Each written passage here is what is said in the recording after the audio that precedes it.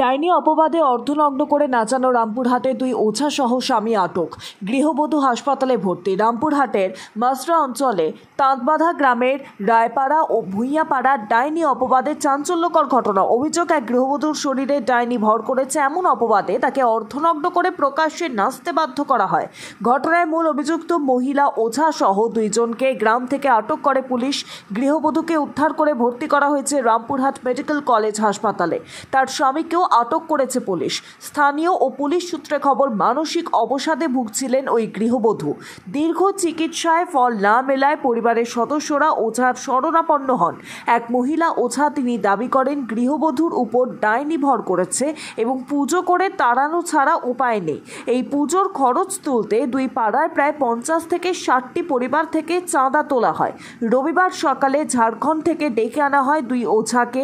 গ্রামের হনুমান বেদিতে পুজো শুরু হয়। সেখানেই ডাইনি সন্দেহে ওই গৃহবধূকে হাজির করে অর্ধনগ্ন অবস্থায় নাচানো হয়। ঘটনার খবর পেয়ে রামপুরহাট থানার পুলিশ দ্রুত গ্রামে পৌঁছে অভিযুক্তদের গ্রেফতার করে ও গৃহবধূকে উদ্ধার করে রামপুরহাট গভর্নমেন্ট মেডিকেল কলেজ ও হাসপাতালে পাঠায়। এই ঘটনার তদন্ত শুরু করেছে পুলিশ। আমি বলছি আমি যাইনি, সত্যি কথা আপনাদেরকে বলছি।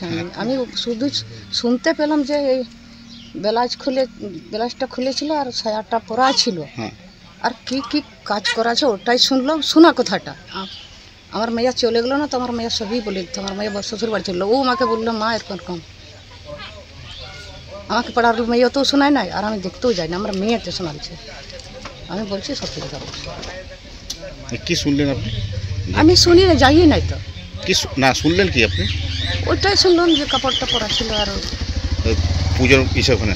হ্যাঁ, কি কারণে করাচ্ছিল ওখানে? অনেক দিন থেকে ও মানে শরীর খারাপ, অনেক দিন থেকে অনেক দৌড়াদৌড়ি করে, অনেক ই করে, মানে অত কি করে বেড়াই, কোনো জায়গায় ভালো হচ্ছে না, মানে পাগল নয়। কোন জিনিস ওরকম করছে থেকে তো হচ্ছে না। আমাদের 3 বছর 4 বছর থেকে অসুস্থ মানুষ, মানে অনেক জায়গায় দেখাশোনা করলাম, তাও ঠিক করতে পারলো না।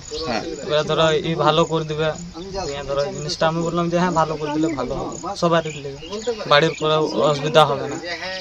এমনিতে তো আমার বাড়ির লোক অনেক দিন থেকে বিপদে পড়ে আছি। বিপদটা তো আমাকে ঘটাতে হবে, বিপদটা ঘটিয়ে দিলে সবাই সুস্থ থাকবো বাড়ির লোক। কতদিন থেকে শরীর খারাপ ছিল? অনেক দিন থেকে, আজ থেকে অনেক দিন থেকে পড়ছে। তাও কত? মোটামুটি 1 বছর। আমি জানি যে 1 বছর মোটামুটি, তাও বিয়ের আগে থেকে, বিয়ের ওই দিক থেকে আমার 1 বছর নাকি? হ্যাঁ 1-1.5 বছর হয়েছে, পেরিং গেছে 1 বছর 2 মাস। তা বলে মানুষের শরীর খারাপ হলে ডাক্তার দেখায়? ডাক্তার দেখিয়েছিলাম, বহুত ডাক্তার দেখেছি, বহুত দূর নিয়ে গেছিলাম, নার্সিং রুম সেটা নিয়ে গেছিলাম, বহুত মরতে মরতে বাঁচিয়েছি আমরা।